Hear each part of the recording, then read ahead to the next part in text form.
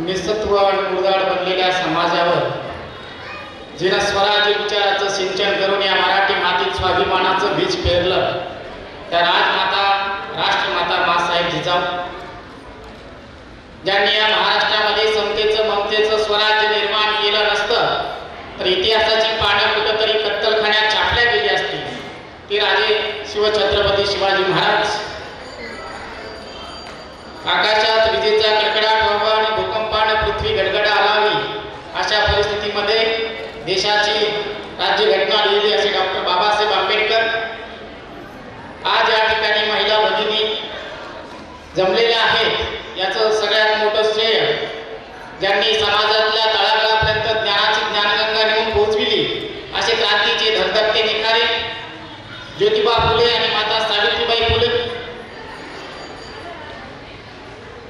भारत हा 2020 मध्ये महासत्ता होईल असं धाडसी विधान ज्यांनी केलं ते देशाचे माजी राष्ट्रपती डॉक्टर APJ अब्दुल कलाम, ज्यांच्या रक्ताच्या तिरंग्यातून म्हणजे भगतसिंग, राजगुरू, सुखदेव, मंगल पांडे यांच्या रक्ताच्या तिरंग्यातून हा स्वतंत्र भारत आपणास पाहायला मिळतो असे थोर क्रांतीवीर।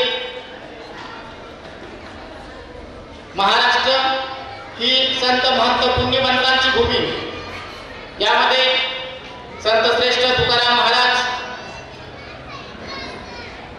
संत सोनार महाराज, संत सेना महाराज, नरहरी महाराज, संत संताजी महाराज या ठिकाणी तुम्ही सर्व जमलेल्या जागरूक पालक, हुशार विद्यार्थी मित्रांनो आणि माझ्या बंधू भगिनींनो, आजच्या या उत्तर महाराष्ट्र तेली समाज मंडळाच्या कार्यक्रमाच्या निमित्तानं मला या ठिकाणी आमंत्रित केलं। स्टेजवर उपस्थित संतोषदादा चौधरी, संस्थापक अध्यक्ष, श्री प्रियन चौधरी सर अध्यक्ष, श्री रमेश चौधरी साहेब, राजेंद्र वाघ साहेब, आमचे सहकारी कमलाकर चौधरी सर, प्रमोद चौधरी सर, विजय चौधरी सर, दीपक चौधरी सर, सुमनताई नेहरकर सर मॅडम आणि इंगे साहेब। खरं तर समाज एका ठिकाणी बांधायचा असेल यासाठी नुसत्या पैशाची नाही तर वेळ देणाऱ्या माणसाची गरज असते। म्हणजे मला या ठिकाणी आमंत्रित करण्यासाठी जेव्हा प्रमोद चौधरी सर आणि कमलाकर चौधरी सर हे 2 वेळेस माझ्या ऑफिसला येऊन गेले, त्यांनी फोनवर सुद्धा मला सांगितलं होतं तेवढे माझ्यासाठी पुरेसं होतं। परंतु खास म्हणजे समाजकार्य संघटितपणा या ठिकाणी बांधण्यासाठी अशा व्यक्तीची गरज असते, त्यांच्यासाठी जोरदार टाळ्या होऊन जाऊ द्या।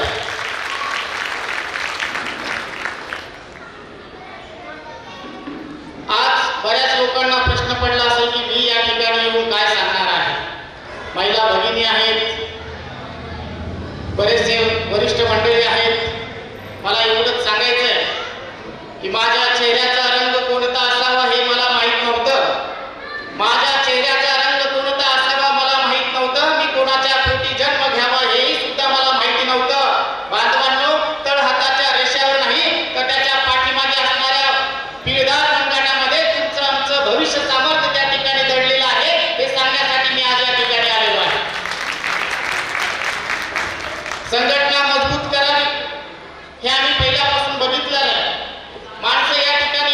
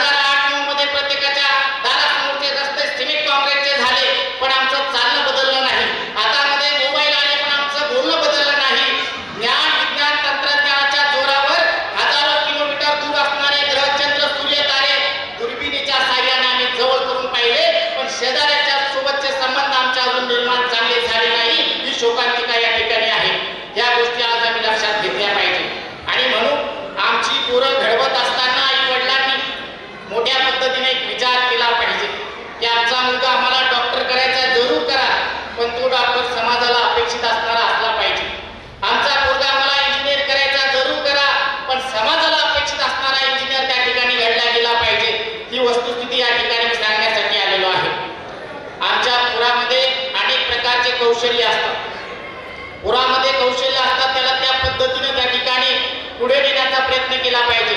मी महाराष्ट्रभर व्याख्यानाच्या माध्यमातून जात असताना अनेक पालक आणि विद्यार्थ्यांसोबत संपर्क होतो, पण त्या ठिकाणी त्याच्यामध्ये कौशल्य काय आहे, मार्कासाठी त्याला पुढे न्यायचं नाही, तर त्याच्या कौशल्याला वाव त्या ठिकाणी देण्यात आला पाहिजे. म्हणजे सांगायचं एवढं आहे, सचिन तेंडुलकर सारखा षटकार ऐश्वर्याला मारता येत नाही, ऐश्वर्यासारखा ठुमका लता दिदींना देता येत नव्हता, लता दिदींसारखं गाणं दादा कोंडकेंना म्हणता येत नव्हतं, आणि दादा कोंडकेंसारखा डान्स अमिताभ बच्चनला जमत नाही. पण ही मंडळी सगळे आपापल्या क्षेत्रामध्ये पुढे गेलेली आहे, पण आज आम्ही त्यांना त्या ठिकाणी त्यांच्या कार्याने ओळखत आहोत. म्हणून तुमच्या मुलामध्ये जी कौशल्य आहे त्या पद्धतीने त्याला घडवण्याचा प्रयत्न करा. आणि या ठिकाणी बरेचसे वयस्कर मंडळी सुद्धा आहेत, त्यांनाही सांगायचे, पूर्वीचे आजी आजोबा रामा कृष्णाच्या गोष्टी सांगत आमच्या नातवंडा मोठं करत होत्या. आताचे नवीन फॅशनवाले आजी आजोबा सुद्धा आम्ही बघितलेले आहे. आजी म्हणते आजोबाला झोपेत का बडबडता, आजी म्हणते आजोबाला झोपेत का बडबडता, का तुम्हाला विचारताय डान्स बार कधी उघडताय. आजोबा म्हणतात आजीला अगं वेडे असं कुठे घडतंय का, आजोबा म्हणतात आजीला अगं वेडे असं कधी घडतंय का, जुनं झालं कुकर म्हणून शिट्टी मारणं सोडतंय का. आजकालच्या आजी आजोबांचे अशा पद्धतीचे संस्कार जर मुलावर पडत असतील तर या देशाचं स्वप्न आम्ही काय कुठल्या लोकांकडनं बघायचं आहे. पालकांनाही मला सांगायची एवढीच विनंती करतो आजच्या कार्यक्रमाच्या माध्यमातून की आपल्या संत महंतांनी आपल्याला चालायचं कसं, बोलायचं कसं या सगळ्या गोष्टी शिकवल्या, पण आम्ही ते सगळं विसरून गेलो. काही एक दिवस असतो म्हणजे आज 26 जानेवारीचा दिवस लता मंगेशकरचे देशभक्तीपर गाणे आम्ही आजचा दिवस ऐकतो, बाकी वर्षभर आम्हाला देशाचं काही पडलेलं नाही. अशा पद्धतीनं या ठिकाणी देशामध्ये समाज जागृती होणार नाही. आणि म्हणून एवढंच सांगतो की पालकांनी म्हणजे मुलगा शाळेतून क्लासमधून कुठून घरी आला तर त्याचे आई वडील त्याला मोबाईलवर दिसतात, आई व्हॉट्सअपवर, पापा फेसबुकवर, आणि मग मुलांकडनं अभ्यासाचे स्वप्न त्या ठिकाणी आपण त्याला दाखवतो. आणि म्हणून त्याच्या समोर कुठंतरी वाचन करत बसा, त्याला त्या ठिकाणी घेऊन बसा, त्याच्या पाठीवर कौतुकाची थाप टाका. तुमच्या कौतुकाच्या थापेनं त्या मुलाचं आयुष्य घडणार आहे, एवढीच विनंती आज त्या ठिकाणी तुम्हाला करणार आहे.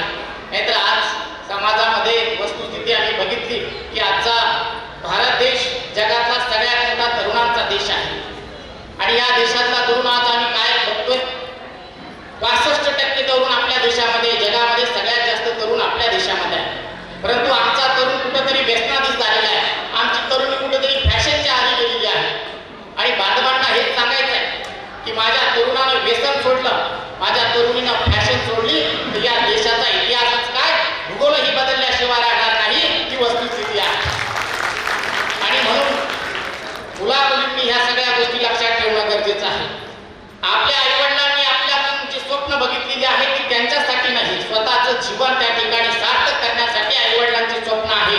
आईवडिलांनी उभं राहून टाळ्या वाजवून सांगितले पाहिजे, हा माझा मुलगा आहे, ही माझी मुलगी आहे. हा अभिमानास्पद त्या ठिकाणी कौतुकाचा क्षण जेव्हा आपले मुलं आईवडिलांना दाखवतील तेव्हा खऱ्या अर्थानं त्या ठिकाणी आईवडिलांची किंमत या ठिकाणी दिसणार आहे. बांधवांनो, आमच्या पोरांना आजकालचं टेन्शन काय आहे, सचिन तेंडुलकरचं रेकॉर्ड शर्मा तोडणार काय, विराट कोहली तोडणार काय. अहो ते खेळापुरतं ठीक आहे, पण बाकी वर्षभर त्या ठिकाणी जर आपण त्याच्यामध्येच मग्न राहिलो तर यशाची शिखरं आम्हाला गाठणं शक्य होणार नाही. आणि म्हणून कुठंतरी आम्ही समाजाचा विचार केला पाहिजे.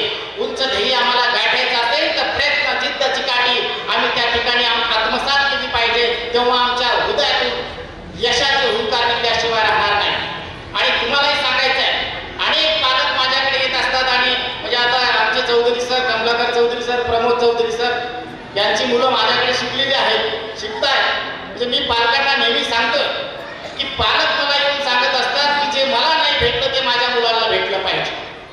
अहो जे मला नाही भेटलं ते तुमच्या मुलाला भेटलं पाहिजे. या नादामध्ये तुम्ही त्याला मोबाईल देता, गाडी देता, त्याच्या सगळ्या इच्छा पूर्ण करायला त्या ठिकाणी त्याला पूर्ण करता. मला तुम्हाला एवढं सांगायचं आहे की तुम्ही त्याला काही देऊ नका, त्याला असं बनवा की त्याने त्या ठिकाणी स्वतःच्या बळावर, स्वतःच्या हिमतीवर त्या ठिकाणी मिळवलं पाहिजे. म्हणजे संपत्ती कमावण्यापेक्षा एकच संतती अशी निर्माण करा की तुम्हाला आयुष्यभर वाटेल तेवढी संपत्ती ते मिळवून देतील. हा एक त्या ठिकाणचा आजचा बोध तुम्हाला घेता आला पाहिजे. आणि म्हणून तुम्हाला या ठिकाणी सांगायचं आहे की माझा शेतकरी बांधव या ठिकाणी ऊन, वारा, पाऊस याची चिंता न करता काळ्या मातीमधून जेव्हा तर आमचे जे काही विद्यार्थी आहेत, आमचे जे काही मुलं आहेत, पाडली आहेत, पांढऱ्या कागदावर मार्गाचं सोनं नक्कीच निर्माण करू शकतील, पण त्याला फक्त चांगल्या मार्गदर्शनाची गरज आहे. तेवढं मार्गदर्शन तुमचं असणं त्या ठिकाणी गरजेचं आहे. आणि म्हणून आपल्याकडे येताना संकट भरपूर येणार आहेत. आमच्या मुलांना एवढंच सांगता आलं पाहिजे की बाबा तू चालत असताना तुझ्या वाटेमध्ये भरपूर अडथळे येणार आहेत, परंतु त्याला घाबरून त्या ठिकाणी रस्ता सोडून देऊ नको.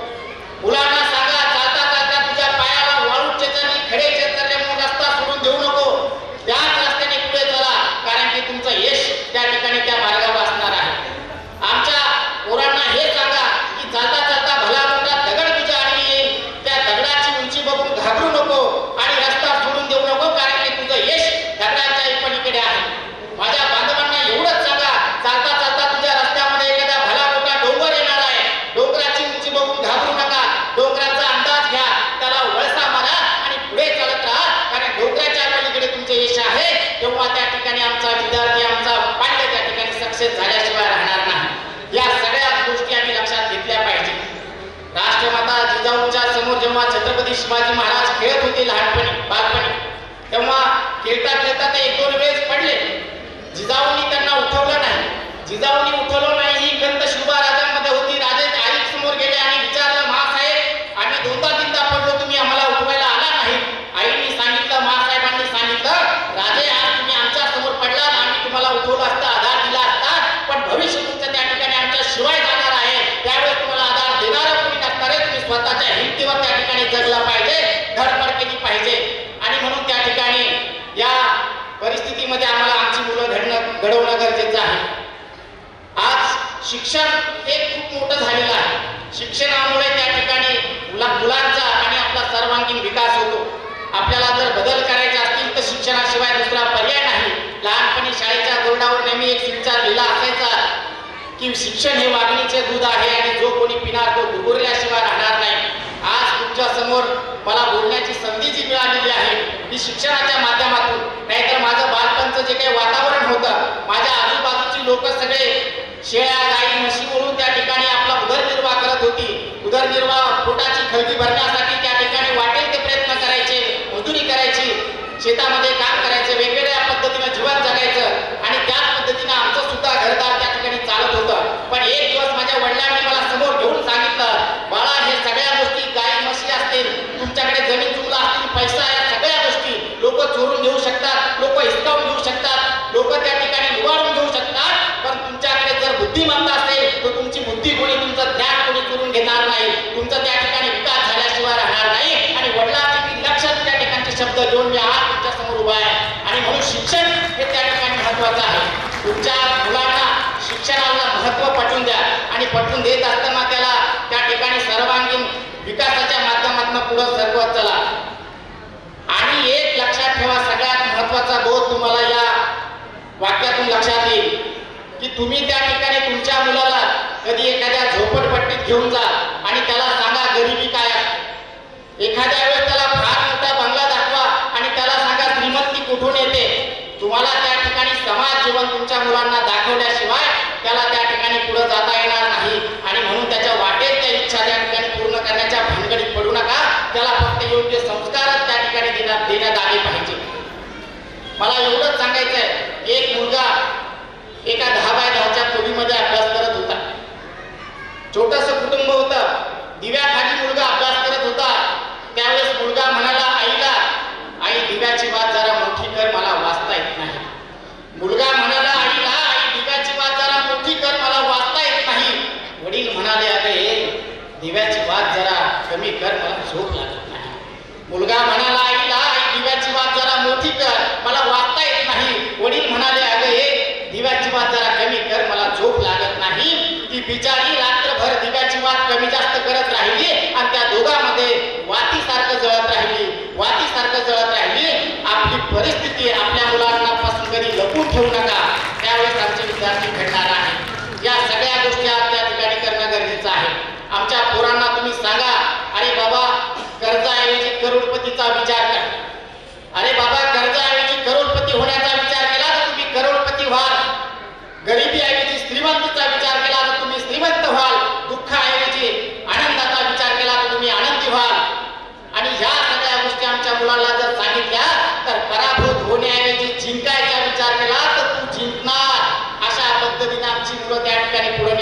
गरजेचं आहे. बांधवांना एवढंच सांगायचं आहे की या ठिकाणी आम्ही आयुष्य ही एक आम्हाला सोन्यासारखी संधी मिळाली आहे आणि या सोन्यासारख्या संधीचं सोनं करायचं, आयुष्याचं सोनं करायचं की सोन्यासारख्या आयुष्याची माती करायची आज तुमच्या आमच्या हातामध्ये आहे. आणि म्हणून त्या ठिकाणी कुठेही थांबू नका. आणि आम्ही बघितलं की जो थांबला तो संपला आणि अशा पद्धतीनं या ठिकाणी आमची मुलं आम्हाला घडवावं लागणार आहे. आज बराच वेळ झालेला आहे. एवढंच सांगायचं की माझी तेरी कस्ती के तलबदार बहुत. आणि बघितलं की समाजामध्ये आम्ही एखादा निर्णय घेतला तर त्याला मागे खेचणारी लोक आजच्या समाजामध्ये मोठ्या प्रमाणात तयार झालेली आहे. पण त्या लोकांपासून आम्ही बाहेर झालं पाहिजे. त्या लोकांपासून आम्ही कुठेतरी बाहेर गेलो पाहिजे, एकांतात गेलो पाहिजे आणि आम्ही ठरलेला निर्णय, आम्ही घेतलेला निर्णय पुन्हा त्या ठिकाणी बदलला नाही पाहिजे. तेवढी धमक आज आमच्या मनगटात तयार करणं गरजेचे आहे. आणि म्हणून अशा लोकांपासून दूर जाणं गरजेचं आहे जे निगेटिव्ह विचाराचे आहेत. आम्ही जर विचार केला तर आम्ही मनामध्ये हरलेला असतो, रणामध्ये त्या ठिकाणी जिंकत असतो. जो व्यक्ती मनात हरला तो रणात जिंकत नाही आणि जो व्यक्ती मनातच जिंकलेला असतो तो कुठल्या रणामध्ये पराभूत होऊ शकत नाही. हा आमचा इतिहास आहे. आणि म्हणून सांगायचंय की माझी तेरी कस्ती के तलबदार बहुत है, माझी तेरी कस्ती के तलबदार बहुत है, इस और कुल लेकिन उस और बहुत है. जिस शहर में खोली तूने शीशे की दुकान उस शहर में पत्थर के खरीदार बहुत है, पत्थर के खरीदार बहुत है. या सगळ्या गोष्टी आज आम्ही लक्षात घेतल्या पाहिजे. भरपूर वेळ झालेला आहे आणि मला नक्की तुमच्या या कार्यक्रमामध्ये नेहमी यायला आवडेल. तुम्ही बोलवत राहा, मी येत राहील. आज या ठिकाणी ज्या महिला भगिनी माझ्या विद्यार्थिनी काही जमलेल्या आहेत त्यांना एवढंच सांगेल की आपल्या आईवडिलांची मान त्या ठिकाणी आपल्यामुळे कुठेही खाली जाता कामा नये. त्यांची मान ताटमानेने आपल्या आईवडील जगले पाहिजे असं कर्तृत्व त्या ठिकाणी करून दाखवा. आणि मुली त्या ठिकाणी कुठेही कुठल्याही क्षेत्रात कमी नाही. भरपूर त्या ठिकाणी गव्हर्नमेंटनं वॅकन्सीज काढलेल्या आहेत. त्यामुळे माझ्या महिला भगिनींना एवढंच सांगायचं आहे की घे भरारी उंच आकाशी पिंजऱ्यातच अशी तडफडू नको. घे भरारी उंच आकाशी पिंजऱ्यातच अशी तडफडू नको. ऐक मुली तुला सांगतो पेटून आता रडू नको. घे भरारी उंच आकाशी पिंजऱ्यातच अशी तडफडू नको. ऐक मुली तुला सांगतो पेटून आता रडू नको. ज्या जमान्यात दुर्योधनाच्या औलादीची कमी नाही आणि वाचवायला कोणी कृष्ण येईल याची सुद्धा हमी नाही. या जमान्यात दुर्योधनाच्या औलादीची कमी नाही, वाचवायला कोणी कृष्ण येईल याची सुद्धा हमी नाही. बांगड्या भरल्यात मर्दानी मदतीसाठी ओरडू नको. बांगड्या भरल्यात मर्दानी मदतीसाठी ओरडू नको. ऐक मुली तुला सांगतो पेटून आता रडू नको.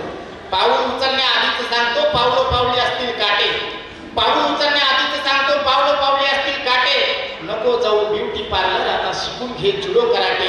आता शिकून घे जुडो कराटे. आजच्या या कार्यक्रमाने मी तुम्हाला या ठिकाणी बोलवलेला आहे. वेळ खूप झालेला आहे. आमचे सहकारी Gangadhar Chaudhari sir, Pramod Chaudhari sir, Manisha Chaudhari madam यांनी मला या ठिकाणी बोलवलं. त्यांचा या ठिकाणी धन्यवाद देतो. आणि तुम्हाला सर्वांना या ठिकाणी समाज संघटित करण्यासाठी जी लोक पैसे भरपूर देत असतात, मी आधी सांगितलं वेळ कमी देणारी लोक आहेत आणि वेळ त्या ठिकाणी दिला गेला पाहिजे. तेव्हा त्या ठिकाणी एक संघ त्या ठिकाणी निर्माण होत असतो आणि याची आज या ठिकाणी समाजाला गरज आहे. तुम्हाला खूप खूप शुभेच्छा देतो आणि थांबतो.